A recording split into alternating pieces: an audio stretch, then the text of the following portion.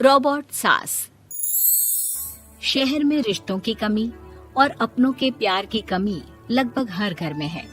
किसी को अकेलापन अच्छा लगता है तो किसी को ये काटने दौड़ता है। देखो राधा, तुम भले ही गांव की हो, लेकिन यहाँ शहर में सभी को साथ लाकर रखना पॉसिबल नहीं है। हाँ, लेकिन प्लीज किसी को तो बोलो हम लोगों के साथ रहें। तुम सारा दिन ऑफिस और मैं घर पर पकती रहती हूँ। अरे तो किसी सहेली को बुला लिया करो, बातें कर लिया करो। किसको बुलाऊं? कब तक बुलाऊं? तुम सासू माँ को बोलो ना आकर यहाँ रहे। ठीक है, बात करता हूँ मैं उससे। रवि ऑफिस चला जाता है और अपने दोस्त से कहता है, यार बीवी ने माँ को शहर बुलाने की जिद कर रखी है। अब सोच रहा हूँ कि ऑफिस से दूर जाकर कहीं कोई घर ले लो किराए में। अब 2 कमरे का मकान तो पास में महंगा ही पड़ेगा ना। पर यार गांव की लड़कियों को शहर शादी करके लाओ तो यही दिक्कत होती है। वो लोग समझ ही नहीं पाती कि शहर की जिंदगी कितनी मुश्किल है। सबकी अपनी अपनी परेशानी है। अब मेरे वाले को देख लो, वहाँ के ऑपरेशन के लिए 2 हफ्तों के लिए लेकर आया था। बीवी ने तो इतना हंगामा किया कि माँ को 1 हफ्ते में ही वापस भेजना पड़ गया। सोच रहा हूँ कि माँ को फोन करूँ और कहूँ कि आ जाओ। क्या पता सास की चिक चिक सुनकर वो भी माँ को गांव भेज दे। आखिर औरतें तो औरतें ही होती है ना। किसे सास के साथ रहना पसंद होगा। बात आई गई हो जाती है। राधा रवि के पीछे एक बार फिर पड़ जाती है। वो 210 वाली है ना? हाँ, क्यों, क्या हो गया उसे? उसकी सास कल आने वाली है। बड़ी खुश थी कि वो अब दिन भर बच्चे को सास के पास रखकर घुमा फिरा करेगी। लेकिन हमारी तो किस्मत ही फूटी है। हमारी सास कब आएगी कि ये सुख हम भी ले सके? देखो, मैं माँ से बात कर लेता हूँ, लेकिन माँ हमेशा के लिए कैसे आएगी? कोई और तरकीब सोचो ना। एक काम करो ना, मुझे गांव छोड़ दो, मैं चली जाती हूँ। कम से कम सास का सुख तो देख लूंगी। लेकिन ऐसा कहाँ हुआ कि कोई सास बहू एक साथ सुख से रहे। रवि तो जानता था सब, लेकिन करता क्या। पर कहते हैं ना, पति का दिमाग है, चलेगा तो सही। एक आइडिया आया है। क्यों ना मैं माँ की शक्ल सूरत का एक रोबोट लाकर दे दूं, जो राधा के साथ बिल्कुल सास वाला व्यवहार करे। मजा ही आ जाएगा। न माँ को लाने की झंझट, न सास बहू की किचकिच। रात को स्विच ऑफ करके अलमारी में पैक। बस फिर क्या था।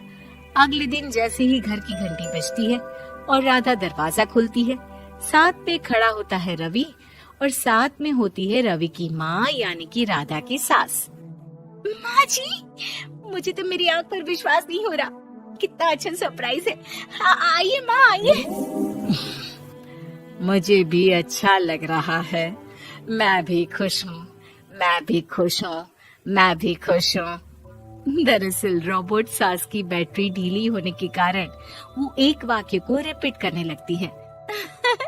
माँ जी इतनी खुश है कि बार बार दोहराए जा रही हैं कि खुश है, खुश है। मैं अभी पानी लाती हूँ।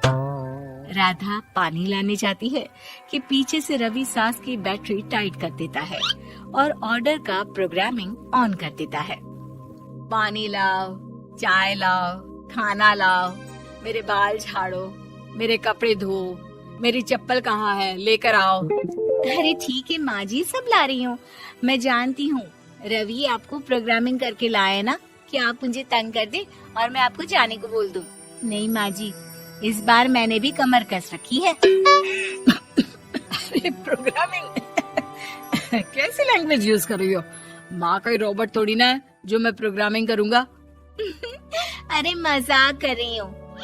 माँ तो माँ होती है, मैं जानती हूँ। राधा सास के साथ खुश रहती है। वो उनके साथ बातें करती, घूमने जाती और आसपास के लोगों से मिलवाती। लेकिन एक दिन, अरे कभी तुम लोगों को लड़के नहीं देखा। इतनी तो तू मैं माँ बेटी में भी हो जाती है, लेकिन तेरी सास तो बिल्कुल ताना नहीं देती। हाँ ये तो है, ताना तो नहीं देती लेकिन ऑर्डर बड़े बड़े देती है। अरे ना मानना, 2-4 ऑर्डर अपने आप ठीक हो जाएंगी, तभी दिखेगा असली रंग। कौन सा तेरे बुलाने पर आई है, बेटे के बोलने पर आई होगी बुढ़िया। बात तो सही है, लेकिन यार कोई बात नहीं ना, सास लड़ाई करे भी तो कोई परेशानी नहीं है।